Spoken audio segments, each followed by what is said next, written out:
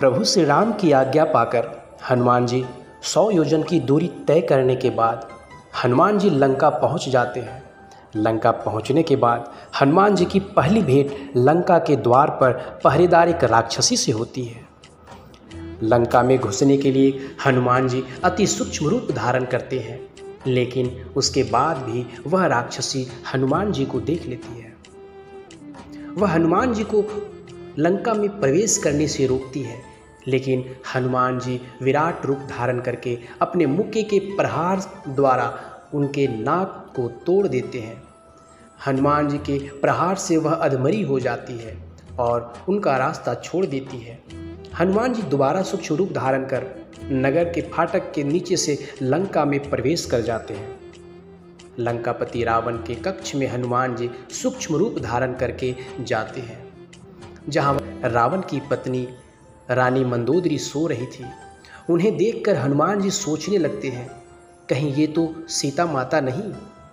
लेकिन फिर वह सोचते हैं कि हरण करके लाई गई सीता माता इस प्रकार महल में नहीं सो सकती। कुछ देर बाद हनुमान जी को एक भवन नजर आता है, जिस पर भगवान विष्णु के सुदर्शन चक्र का निशान बना हुआ था तथा शंख का निशान बना हुआ था। हनुमान जी को बड़ा आश्चर्य हुआ कि असुरों की नगरी में ऐसा कौन है जिनके घर पर भगवान विष्णु के चिन्ह दिखाई पड़ रहे हैं। आश्चर्यचकित होकर हनुमान जी नीचे उतरते हैं। वह एक ब्राह्मण का वेश धारण करके चौखट पर अलख बजाते हैं। तब घर के अंदर से विभीषण जी बाहर निकलते हैं, जो कि लंकापति रावण के छोटे भाई थे।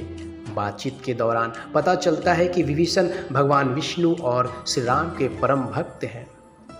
असुरों की नगरी लंका में राम भक्त का परिचय पाकर हनुमान जी बहुत प्रसन्न होते हैं और अपना वास्तविक परिचय बताकर विभीषण जी से सीता माता के बारे में पूछते हैं।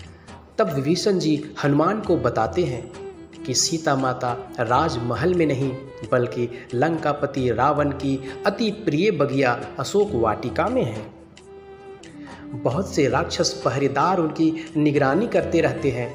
सीता माता का पता पाकर हनुमान जी निश्चय करते हैं कि वह रात्रि के समय में सीता माता से भेंट करने के लिए जाएंगे। अगले ही दिन हनुमान जी रात्रि के समय सूक्ष्म रूप धारण करके लंका की अशोक वाटिका में पहुंच जाते हैं और एक पेड़ के ऊपर छुपकर देखने लगते हैं। तभी उन्हें लंका के राजा के आने की उद्घोषणा सुनाई देती है। लंका का राजा रावण अशोक वाटिका में आता है और अशोक वाटिका के बीचों बीच एक पेड़ के नीचे साधारण वस्त्रों में बैठी एक स्त्री नजर आती है, जिसके पास जाकर लंका का राजा रावण विवाह का प्रस्ताव रखता है। रावण की बातों से हनुमान जी को यह ज्ञात हो जाता है कि वह स्त्री ही माता सीता है, जिससे रावण विवाह का प्रस्ताव स्वीकार करने के लिए कह रहा है। हनुमान जी कुछ समय तक रावण के जाने की प्रतीक्षा करते हैं तथा रावण के जाने के बाद हनुमान जी पेड़ पर बैठे बैठे ही श्री राम और सीता विवाह का कहानी कथा के रूप में गाने लगते हैं। लेकिन सीता जी को लगता है कि यह उनका कोई भ्रम है, इसलिए वह इस पर अधिक ध्यान नहीं देती। तब हनुमान जी श्री राम द्वारा निशानी के तौर पर दी गई मुद्रिका नीचे गिरा देते हैं, जिसे देखकर सीता जी को यह आभास हो जाता है कि वाकई में कोई श्री राम का दूत है, उनका संदेशा लेकर आया है, क्योंकि यह वही मुद्रिका थी जो सीता जी ने स्वयं श्री राम को खेवट को देने के लिए दी थी। तब माता सीता पूछने लगते हैं कि कौन है जो उनके पति श्री राम का संदेश लेकर आया है, कृपया करके मेरे सामने आए। तब हनुमान जी पेड़ से कूद कर नीचे आते हैं तथा माता सीता को प्रणाम करके कहते हैं कि हे माता, मैं प्रभु श्री राम का दूत हूँ। अपने सामने एक छोटे से आकार के वानर को देखकर सीता जी को यह लगता है कि यह रावण का कोई चाल है, क्योंकि अगर श्री राम का कोई दूत होता तो वह मनुष्य के रूप में होता। हनुमान जी के वानर रूप में होने के कारण सीता माता को भ्रम हो रहा था।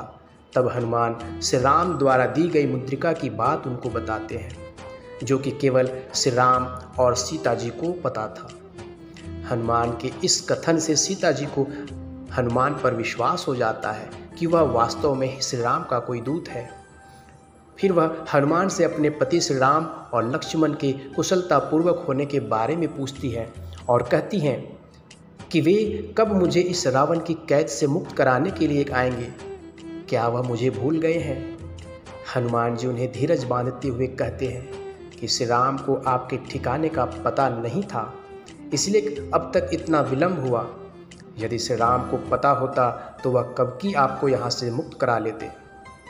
तब हनुमान जी सीता माता को अपने साथ चलने के लिए कहते हैं, लेकिन देवी सीता अपने पत्नी धर्म के पालन हेतु किसी और पुरुष के साथ स्वेच्छा से जाने के लिए मना कर देती है।